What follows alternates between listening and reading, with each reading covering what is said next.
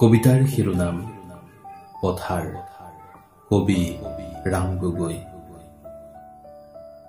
শাওনৰ মেঘমুক্ত নীলাকাশ, সূৰ্যস্নাত ক্লেদময় সেই বিশাল পথাৰ, বিপুল সম্ভৱা।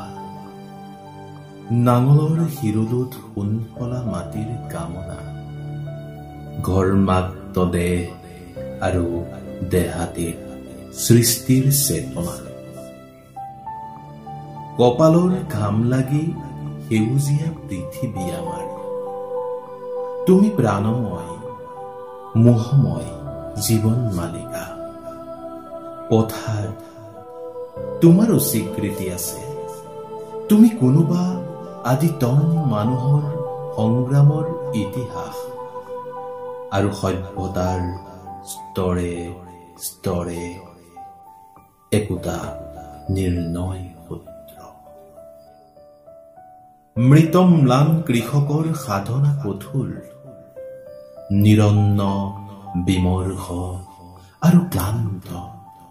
শ্ৰান্ত সন্ধিয়াত দুচিন্তা দুঃসহ হৈ পৰে।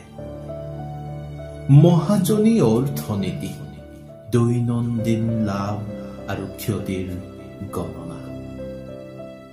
পাৰ ভাঙি পানী আহে, সোঁতৰ চেৱে চেৱে বাঢ়ে, নাচে আৰু হাঁহে।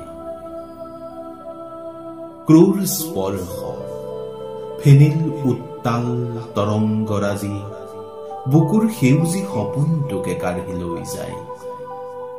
বাধা নাই, অবাধে আহিল আৰু গ'ল। তেতিয়া মই কান্দো, সি আৰু পথাৰেও ইনাই বিনাই কান্দে।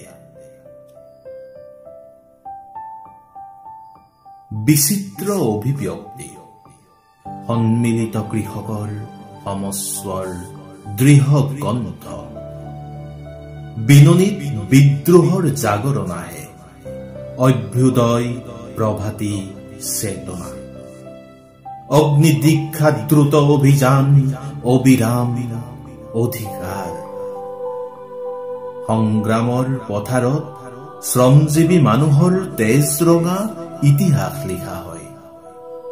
পৰিৱৰ্তন আৰু হাল কোৰ দা লৈ নতুন যুগৰ অভিযাত্ৰী শ্ৰমিক কৃষক।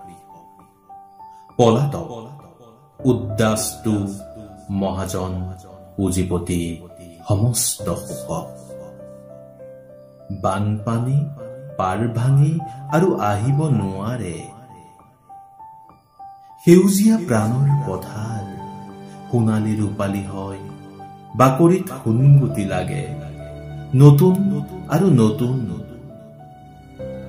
হে পথাৰ, হে সৃষ্টি সম্ভৱা বিপুল পথাৰ, তোমাক নমস্কাৰ। ধন্যবাদ।